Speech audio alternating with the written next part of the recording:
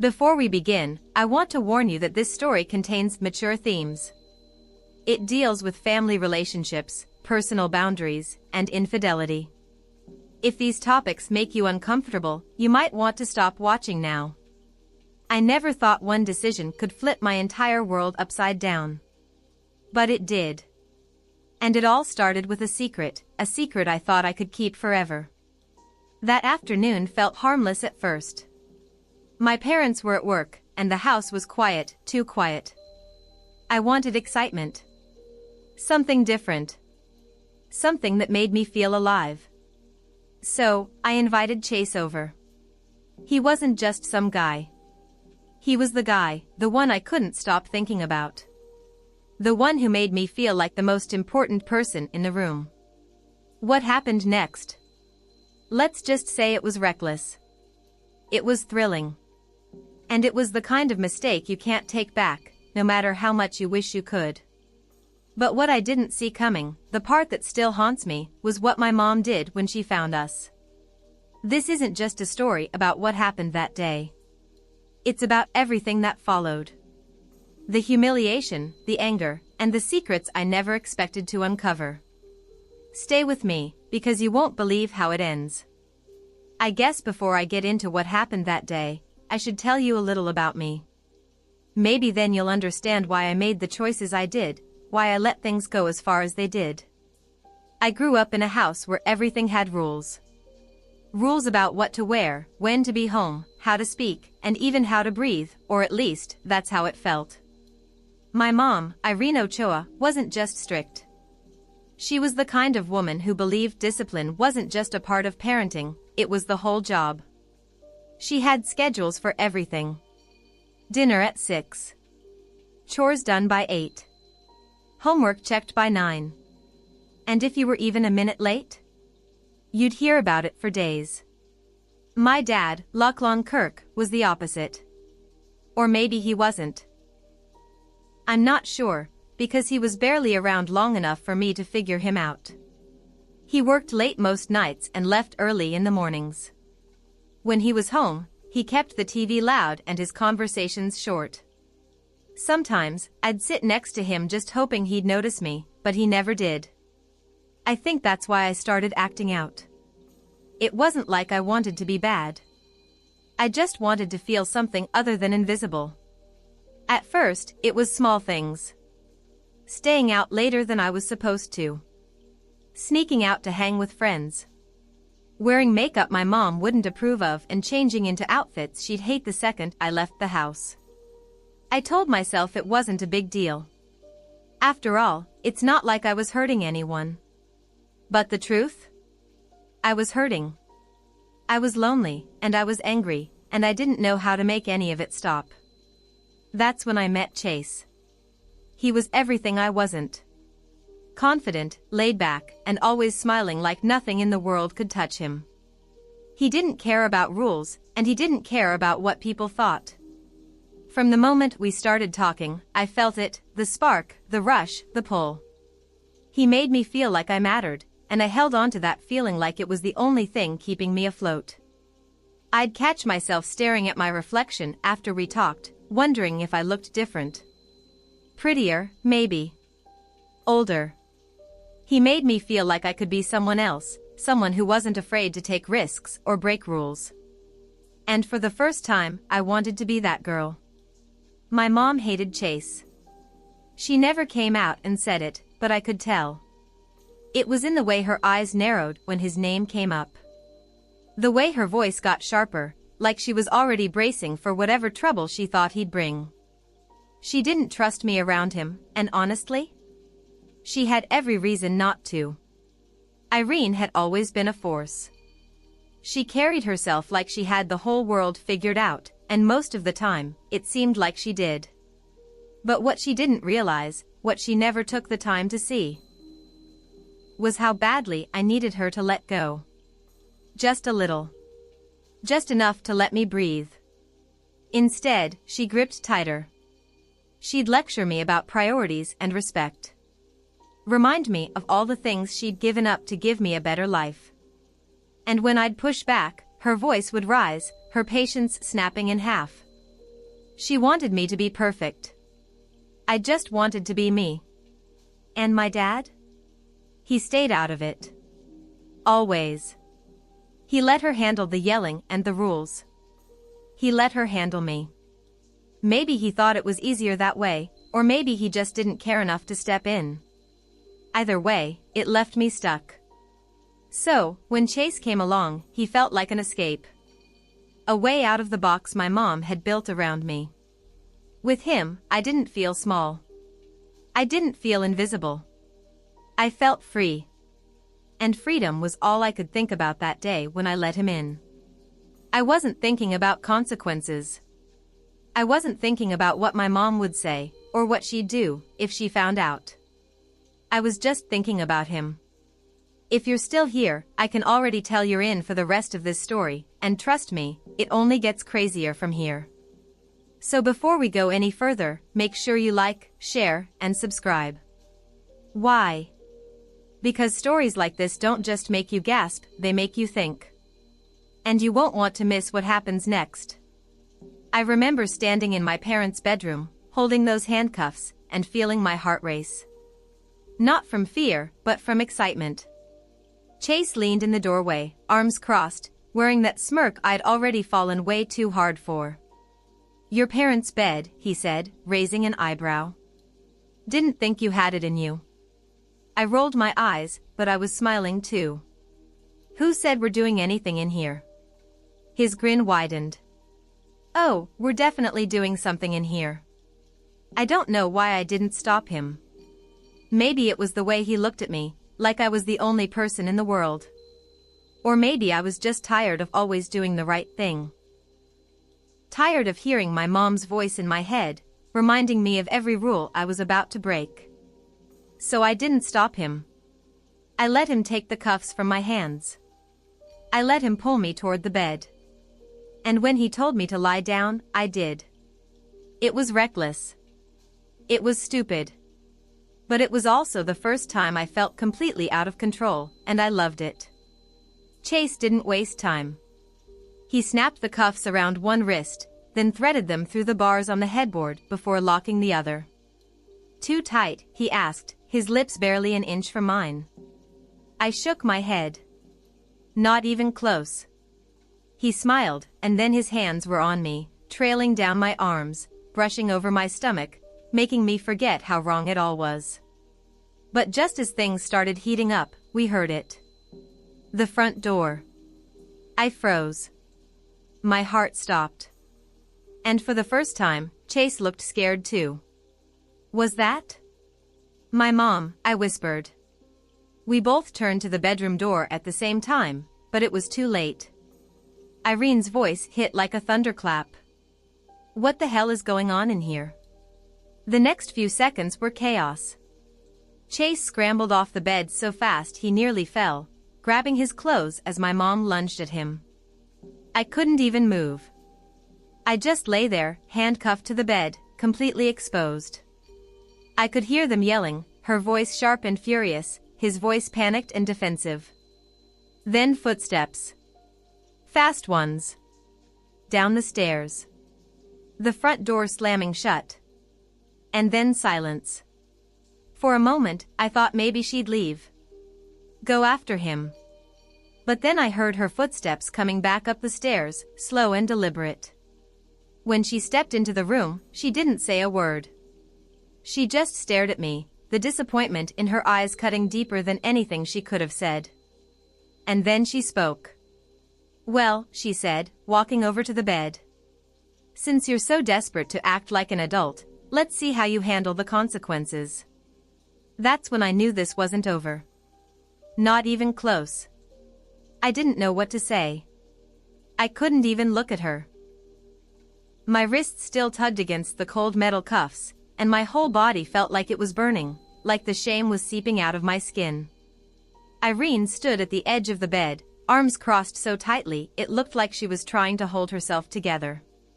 Her breathing was heavy, uneven, but her eyes? Her eyes cut through me. "What the hell were you thinking, Grace?" Her voice didn't just carry anger, it carried something sharper. Something heavier.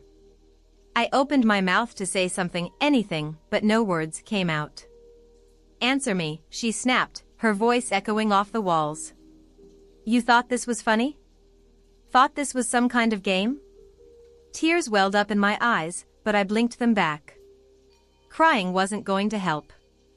Not with her. She stepped closer, her heels clicking against the hardwood floor. You're lying here, handcuffed to my bed, and you can't even explain yourself? I tried to sit up, forgetting I was still bound, and the cuffs rattled against the headboard. The sound made me flinch. I didn't think you'd be home yet, I finally managed, my voice barely more than a whisper. Her laugh was cold. Oh, so I should have given you more time? Should have texted first to make sure you and your little boyfriend were finished? Is that it? I shook my head quickly. No, Mom, I didn't mean don't. Her voice dropped, but somehow that was worse. It wasn't loud anymore, but it was sharp. Dangerous. Do you even understand what could have happened? What if your dad had come home first? What if it hadn't been me? The thought sent another wave of panic through me, but I didn't get the chance to respond. She was already pacing now, her heels tapping the floor like a countdown clock. I can't believe this. I can't believe you would do this, in my house. On my bed. She turned back to me suddenly, pointing. You couldn't go to his house? Or a hotel? No, that would have been too easy, right? Too mature. Her words felt like slaps. I wanted to crawl out of my skin. But then she stopped pacing, and the room fell silent. That's when I saw it, the look in her eyes. It wasn't just anger anymore. It was something else. Something I didn't recognize. And then she smiled. Not a warm smile. Not even a fake one. It was cold. Calculated. Fine, she said. You want to act grown? Let's see how grown you really are. I swallowed hard. What do you mean? She didn't answer. Instead, she bent down and pulled a box out from under the bed. At first, I didn't know what it was, but then she opened it, and my stomach dropped. Toys. Not the kind for kids. No, I said, shaking my head. Mom, come on, oh, don't you mom me now. She was already digging through the box, pulling out things I didn't even want to look at. You made this mess, Grace. Now you're going to deal with it. I tugged at the cuffs again, but they didn't budge. This isn't funny. She glanced at me. Who's laughing? I tried to keep my voice steady. Please, just let me go. But she didn't. She picked up something long and sleek, something with a motor, and set it on the bed next to me. Not until you learn a lesson. I shook my head harder. Mom, I'm sorry. I really am. It was a mistake, I wasn't thinking. Oh, I know you weren't thinking. She picked up the toy, inspecting it like she was trying to figure out how it worked. That's the problem. And now, you're going to think about it. You're going to think real hard. I couldn't stop the tears this time. Please, Mom. Don't do this. But she didn't stop. And as she turned the toy on, I realized something. She wasn't doing this because she hated me. She was doing it because she didn't know how else to reach me. That didn't make it any easier. Irene sat at the edge of the bed, the hum of the toy still lingering in the air. My wrists were free now, but I didn't move. I couldn't. My whole body felt frozen, embarrassed, angry, and confused all at once. For a moment, she just stared at me. Her expression wasn't hard anymore. It wasn't cold. It was something else. Something softer. Then she spoke. You think I don't get it, don't you? Her voice was quieter this time, but it still carried weight. You think I don't know what it's like to want something so badly that you lose your damn mind? I didn't answer. I didn't trust myself to speak. She leaned back against the headboard and let out a long breath. You think I was perfect at your age? That I had it all figured out? I blinked at her, unsure where this was going. Well, I wasn't, she said. Not even close. She reached down, picked up the toy box, and pushed it aside like it suddenly disgusted her. Then she looked at me again, her eyes darker now, heavy, like she was seeing something I couldn't. You don't know this, she said, but when I was 17, I did something stupid. Really stupid. And it almost ruined my life. I didn't say anything, but my ears perked up. I'd never heard her talk about her past before, not like this. She laughed, but there was no humor in it. His name was Axel. Axel Martinez. He was older, too old. But I didn't care. He made me feel special, like I was the only girl in the world. Sound familiar? I swallowed hard but stayed quiet. We snuck around for months, she continued. At first, it was exciting. I felt alive. Free. Just like you. Her gaze locked onto mine, and my stomach twisted. But freedom isn't always what it seems. She stood up and started pacing, her arms crossing over her chest. I got caught. My mom walked in on us, just like I walked in on you. Except she didn't yell. She didn't freak out. She just looked at me, looked right through me, and I knew. I knew I'd lost her respect. Her voice cracked, but she kept going. She didn't try to punish me. She just let me deal with the fallout. And trust me, there was fallout. She shook her head, like she was trying to shake the memory away. Axel didn't stick around. He ran the second things got messy. And me? I was left picking up the pieces. I wanted to say something, to ask what happened next. But she didn't stop. I thought I'd never recover from that, she said. But I did. I pulled myself together. I rebuilt my life. And then I met your dad. She paused. And then I almost lost him too. My heart skipped a beat. What do you mean? She looked at me again, this time with tears in her eyes. I cheated on him. I froze. It was years ago, she said quickly, like she needed to get it out before the words burned her. I was lonely. He was always working, always gone. And I told myself it didn't matter, that it wasn't a big deal. But it was. It nearly destroyed us. Her voice dropped to a whisper. I almost destroyed us. I didn't know what to say. I'd never seen her like this, raw, open, and fragile. But we worked through it, she said, wiping her eyes. It wasn't easy, and it sure as hell wasn't pretty, but we made it. And I promised myself I'd never let my mistakes define me. She sat back down, her shoulders slumping like the weight of her words had drained her. That's why I did this today, she said, gesturing to the cuffs and the toys. Not to humiliate you. Not to hurt you. But to remind you what's at stake. Because I know where this path leads, Grace. I've been there.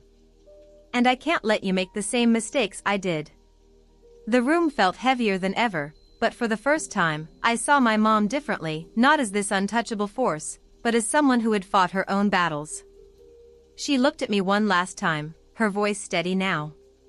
You don't have to be perfect. But you do have to be careful.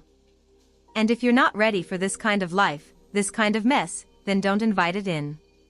She stood up and walked toward the door, pausing just long enough to add one more thing. I won't always be here to clean up after you, Grace. So think about what you really want, before it's too late. And just like that, she was gone. The door closed, and I was alone. I didn't move. I couldn't. My body felt heavy, like every limb had turned to stone. My wrists were red where the cuffs had rubbed against my skin, but I barely noticed. All I could think about was what just happened, what my mom said, what she did, and what it all meant. The silence was deafening. I pulled my knees to my chest and buried my face in them, but it didn't help. The shame still clung to me, thick and suffocating. My stomach twisted as the memory replayed in my head. The cuffs. The box. Her words. What kind of person does that? What kind of person lets it happen? Tears burned in my eyes, but I bit them back. I didn't deserve to cry, not after what I'd done. What was I even thinking? Bringing Chase here, sneaking around like some stupid kid? I thought it made me mature, like I was finally in control of my own life. But sitting there, half naked and humiliated, all I felt was small. Pathetic. I wiped my eyes and stared at the ceiling, trying to make sense of it all. My mom's confession kept circling in my head, and no matter how hard I tried to push it away, it wouldn't leave. She cheated. I never would have guessed. My mom, the woman who lived her life by rules and routines, had done something just as reckless as me. Maybe even worse.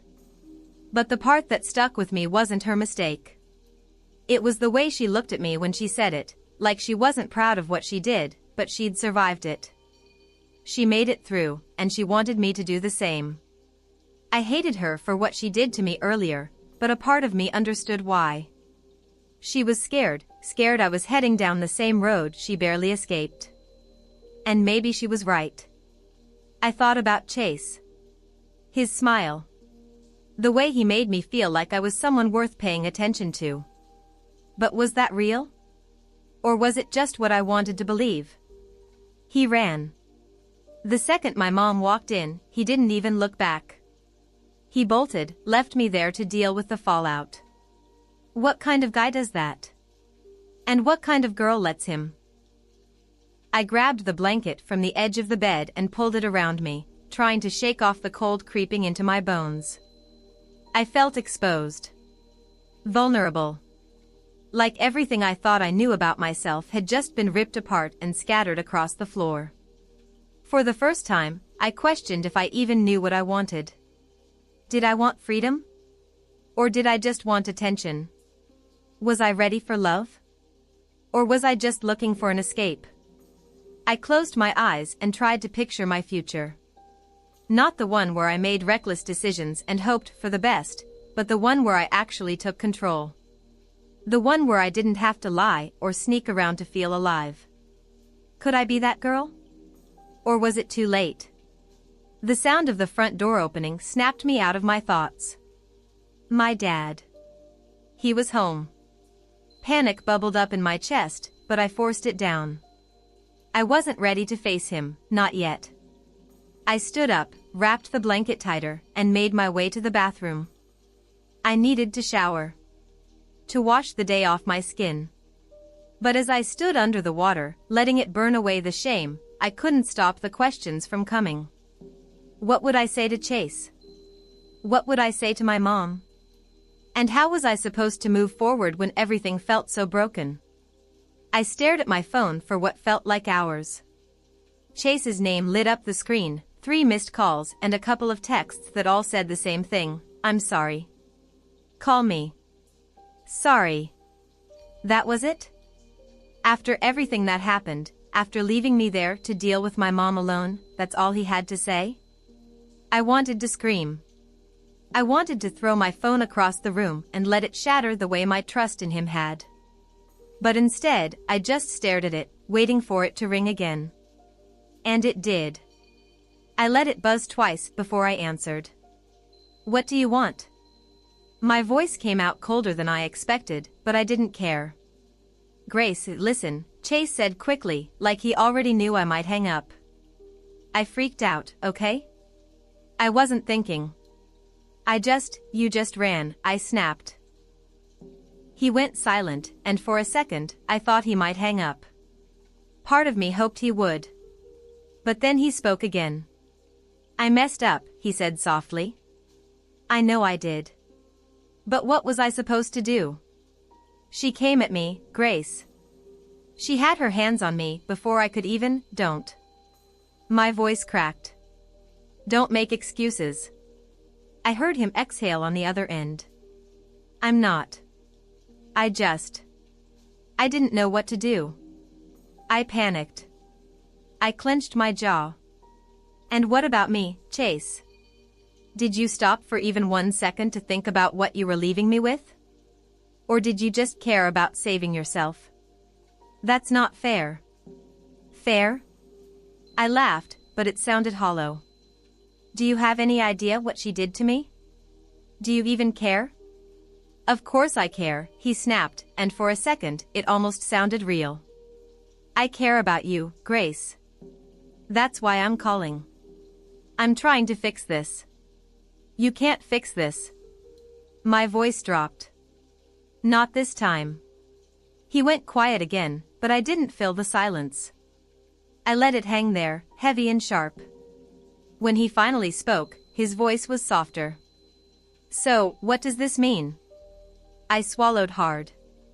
It means maybe this, us, was never as real as I thought it was. I hung up before he could answer. Downstairs, I could hear my parents talking. Their voices were low but sharp, words tumbling out faster than usual. I cracked the door open, just enough to hear. You think this is my fault? My mom's voice is angry, but not as sharp as earlier.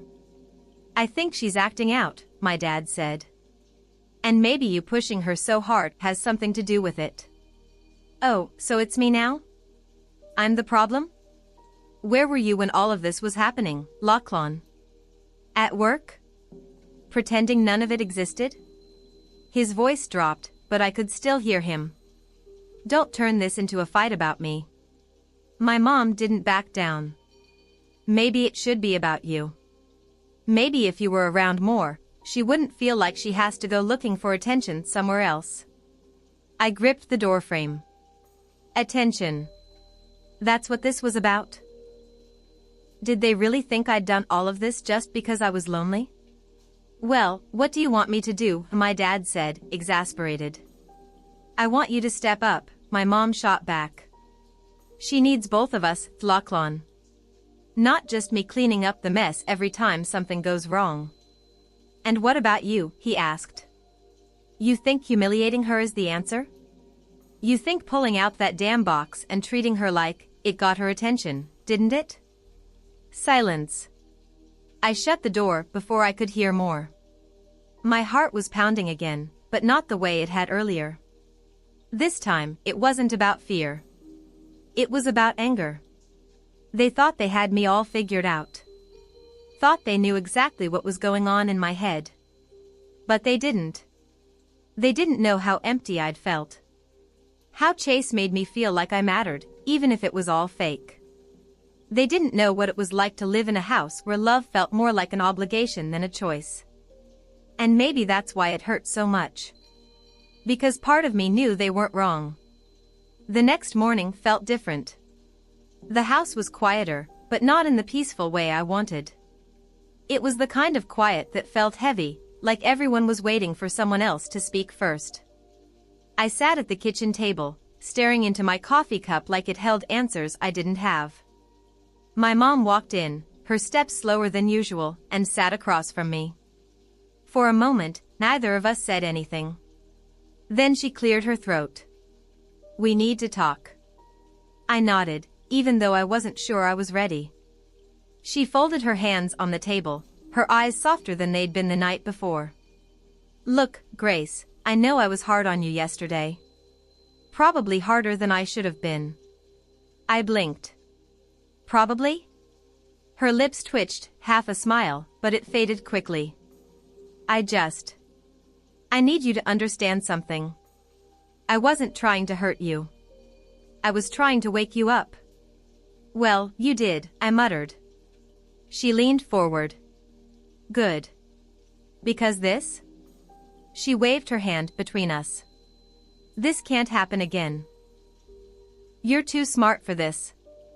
Too good to let some boy turn you into someone you're not. I swallowed hard. I'm sorry, I said quietly. Her face softened even more. I know. She let out a breath and sat back in her chair. We need some boundaries. For both of us. Like what? Like no boys in the house when we're not home. No sneaking around. And if you want to be treated like an adult, then you need to act like one. That means honesty. No more lies. I nodded. Okay. And I'll try too, she added. I'll try to listen more. To give you space when you need it, but only if you prove I can trust you. It wasn't perfect, but it was something. We sat there for a while, both of us unsure how to move forward but willing to try. And maybe that was enough. But later that night, as I sat alone in my room, my phone buzzed. Chase. I stared at the screen, my stomach twisting. I knew what I should do: ignore it, delete it, let it go.